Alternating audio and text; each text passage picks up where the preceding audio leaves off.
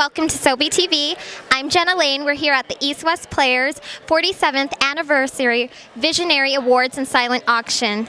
Today we'll be interviewing directors, actors, actresses, and such on. So I hope you guys enjoy and stay tuned. So I noticed a lot of the movies and films that you direct, they have a lot of dance incorporated in it. Yes. What is it about dance that really motivates you to actually create a storyline and direct a movie? It's weird. I don't know. I love dancers growing up. I love being around them. I love to dance. I'm not a good dancer, so but I love being around them. They're like true artists, and they beat their bodies up for the love of the art. And I was always the guy with the camera. So anytime I needed friends, they were all dancers, so I'd shoot them, and I just sort of got in that mode. And I learned a lot about their culture and their world. And coming to LA, you learn about other dance cultures, and it's been really fun to sort of explore that. So I just got really lucky to know a lot of very, very talented people that hadn't been shot on film yet. So I've been able to go on that journey with them. What's your favorite dance? My favorite dance? Right now I was just with Psy in Korea. I was going to ask you, what do you think about Gangnam Style? I do like Gangnam Style. I like Gentleman even more. His new single, which just hit like 250 million hits. I went to his concert in Korea. There's 50,000 people jumping up and down. I've never seen anything like it. So. Are you going to be working on a next movie with Psy?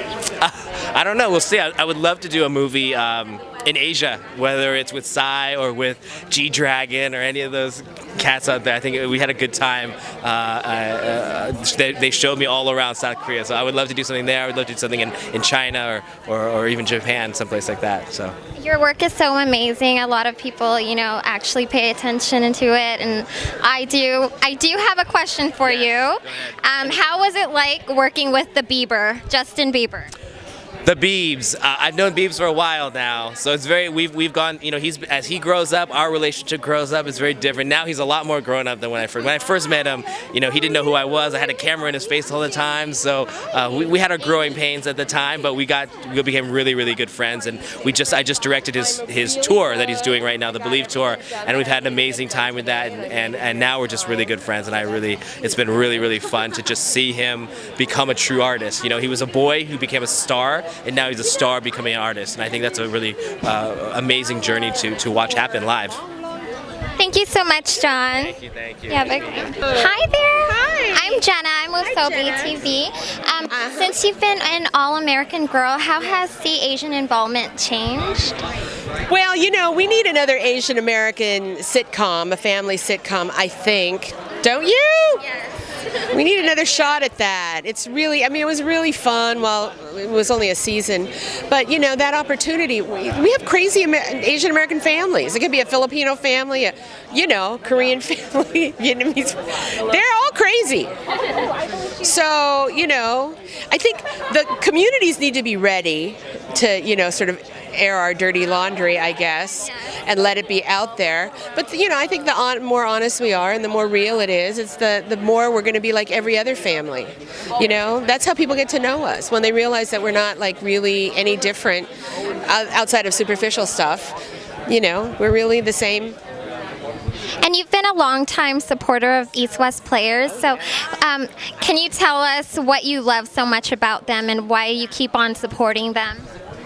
Well, East-West Players has always been an organization that's really supportive of Asian American artists, and I can't say enough good stuff about them. Because for me, it's always been a home. So no matter where I go doing film and television, I always have an opportunity to come back. And for actors especially, that's the place where we get to feel powerful. I'm doing some crazy stuff on television or film. I don't necessarily feel as though I own that medium. But when I'm on stage, that's my place to just, that belongs to me. The director sort of directs, but then they leave, and then it's me and the rest of the actors on stage. What is one advice from you that you can give out to young aspiring actresses or actors? Well, I think it's really important that you aspire to be us Asian Americans get a good actor, a good artist. You know, I mean, I guess, it's really nice to be famous and it's nice to be successful, but I think, you need to develop a strong sense of home, whether that's your family, your artist family, your community. If you have a real strong grounding in that kind of home, then they support you, and you also have a sense of who you are. And unless you have a sense of who you are and where you come from, you really can't, I think, aspire to be a really deep and creative being. And that's why you're so successful. Thank you so much. We're looking forward to hearing more and seeing more of you. Thank you. Hi. Hello. I'm Jenna from SoBiTV. Hi, Jenna. How are you Hi. doing? I'm good. You've been a long-time actor, so I wanted to ask you if you can tell us a little bit about East West Players. Well, East West Players is, I believe, definitely the longest running Asian American theater company in Los Angeles. One of the longest Asian American theater companies in the whole country. So it's always been a strong foundation for Asian American actors in Hollywood, a place for us to really do work, full-length plays, be leads in major projects, and really help cultivate our talents. So me, like many other actors of my generations and generations before me, it's been there for us to do plays in and write. I just actually wrote my first play a year ago through one of the writing programs also. So it's really just there for us as a community to really cultivate all the talents we have. How was it like working with Kevjumba on Hang Loose? Yo, Kevjumba's my boy. Again, he's a new generation. I was just so thrilled to work with him and really give him the chance to really star in his first movie. We co-wrote it, we co-produced it, and we shot it in Hawaii with Kinetic Films, and it was wonderful. I mean, the kid is amazing. I call him a kid. He's a grown up, but he's definitely the new generation. So much that our generation can learn from him and what they do, the new YouTube generation, and really also help teach him how to make films and help cultivate his acting and all that. So it really was just great partnership. I'm constantly amazed at his success and the things that he's accomplished thus far, and I can't wait to see all the things that he's going to accomplish in his career. And before we let you go, do you have any advice for the younger generation, like we were talking about, trying to pursue the same thing that you are doing currently? Definitely, my advice always to the young generation is study, learn your craft, be serious about it. If you want to act, really learn how to act. If you want to direct and write, really learn how to direct and write. It is your time, especially the Asian Americans out there. It's our time as a community. We're really at the highest profile we've been as a community ever in the history of time, which is a big thing. And so take the time to really understand what you're doing and really just keep writing, keep making movies, whether it's online, whether it's with your friends, writing theater, writing plays. Just the more and more you do, the better and better you'll get, and then hire me when you get to LA. I'm so motivated right now. I think I'm going to be uploading everything on SoBiTV. How are you? I'm good. I'm Jenna. I'm with SoBiTV. Jenna, Parvesh. Nice Yes, to meet you. I know a lot about A you. pleasure. Good, I'm glad. And I noticed that last year you did host the show. I did. So did you have any advice for this year's host? Well, Harry is a little more talented than I am, so I think he'll be fine. And for him, my advice would always be, when in doubt, just dance. He's a dancer. He can move. What about you? Do you like to dance? No, I have no rhythm. I need someone like moving my feet in order to dance. No, but Harry will be great. And Tamlin is there, so she's always fun. I like her so much. She has so much energy, so she'll bump him up too. In case he decides to James Franco her, she can Anne Hathaway him. Can you do the Gangnam Style dance? No, I don't know what that is. What is that? The size dance. Poseidon's dance. Is that like a Greek reference? Is that? You're so funny. No, I'm not. I don't know why you're laughing at me. I'm feeling very uncomfortable right now. You're making me nervous. Don't be nervous. Just kidding. Just because I'm tired, it doesn't mean that you have to be tired. I am so sleepy, but I can't wait. I just came for food and for the performances. I really want. Aren't they performing from chess tonight? Yes. Yeah, so that's what I want to see. Cause then I'll decide whether or not I'm going to see the production or not. I'm teasing. I'm going to the production. How was Coachella? You did mention you went there. Coachella was awesome. It was really fun. They had some really great acts. Just my personal preference off the top of my head were Janelle Monáe, Band of Horses, and Tegan and Sarah. Vampire Weekend was great too. And I'm also old, so I was like where I could like sit down. I was not in any of those tents where they were dancing. I think that's where Kevjumba was. Kevin was there dancing. I didn't see him at all because he was like, I'm dancing. I'm like, I'm sitting down with a beer and a piece of pizza watching old people rock. That's with a lot of white people.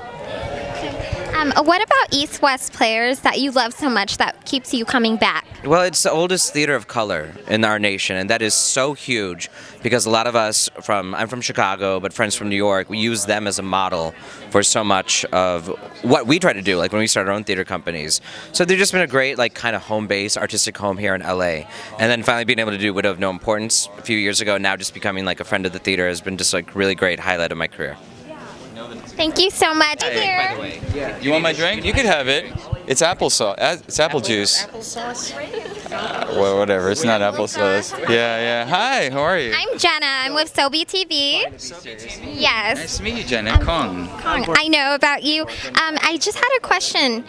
If you were ever interested in real life being a neurosurgeon, like your character on Monday Morning. Oh, have I ever been? Yeah. Have you ever considered that? No, the truth is, when I went to school and I ended up taking organic chemistry in a liberal arts school, I was like, that's it. You know, if I go in on a Saturday morning and it's still sunny out, and at the end of the day, it's dark and it's cold and freezing, I'm like, I don't have the aptitude for this. So I'm happy to play one on TV, but yeah, not to be one in real life. But I mean, on TV, it seems so real. How were you able to prepare yourself to play that role? Well, I'm a method actor, so we went to the county morgue and we got in with the corpses. And no, I'm just kidding. Oh my gosh, I believe you. That's how good I am at lying. Oh, my expression. Yeah. No, we just, I mean, it's all in the writing as an actor. So if you get good writing, then you're more than halfway there. And we had a great writer, David E. Kelly, and his writers for our show, so it was a lot of fun. Yeah. Thank you so much for your time. Hi, Tim. See you later. I'm Jenna. I'm with SoBiTV. How are you? I'm doing good. How are you? I'm good. I just had a few questions for you. What interested you in trying out for the role of Reggie Jackson in the ABC series The Neighbors? Oh, sorry? What interested you in trying out? I mean, I'm very interested in sci-fi, and I love comedy. So that year, I think my favorite movie was Dan Fogelman's Crazy Stupid Love. So when I saw that Dan Fogelman was doing an alien comedy, I was like, that was all I needed to know, and I was sold. Was it a little bit hard for you to act like an alien? No, it's actually, I decided early on, as soon as I got the script, I was like, I know who this character is. He's me, in high school. So I don't want to play him. I don't think he deserved to be played like an alien. He just deserves to be played like someone who doesn't belong at this new school or this planet in this case. So, like you were saying, are you able to relate with the character that you play on the sitcom in real life? I never would have thought that I would relate most to a character named Reggie Jackson. But, I think Reggie Jackson is one character that I've played that I can just pull him out. He's totally from the heart. So it's good to know sometimes because I, like anyone, have hard days, but to know that I've got this really pure character in me somewhere that is easy to pull out, I feel really lucky. High five for being an awesome alien. Oh, thank you. Hi, Kevin. I'm Jenna, and I'm from SoBiTV. SoBi, like the drink SoBi? SoBi. Oh, okay, SoBi. Yes. So I heard that you moved to downtown LA. So how's it going for you so far? Yeah, I moved there about 6 months ago, and it was scary at first. I was really lonely, but it was extremely out of my comfort zone, and it forced me to be independent and live on my own, because I live on my own. So yeah, I'm just a 22-year-old kid that lives in downtown LA, and it's great. It's been great.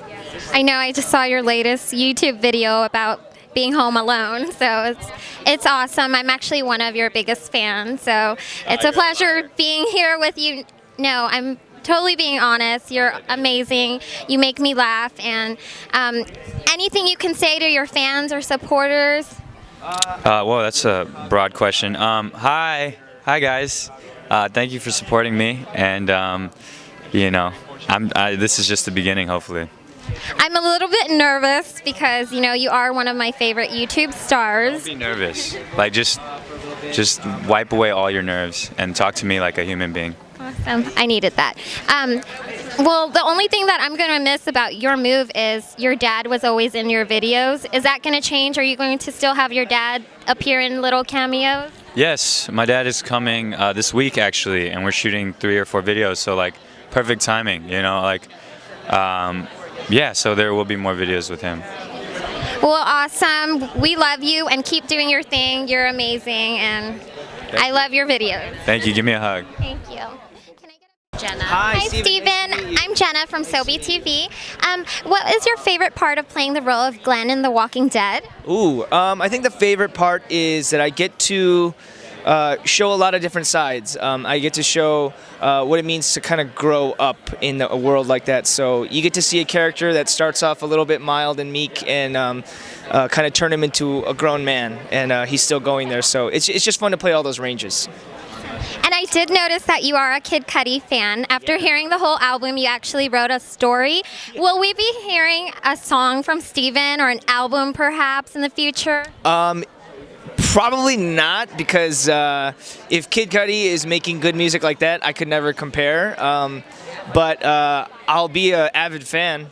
Definitely, I'd be an avid fan. Yeah. I actually read your story and it's amazing. So keep it up. It's thanks. amazing. Yeah, I mean, it was just surreal to be in that space and in that studio and have him next to me and see how hard he worked on it, and then for the music to take you on a journey like that, it was pretty damn cool.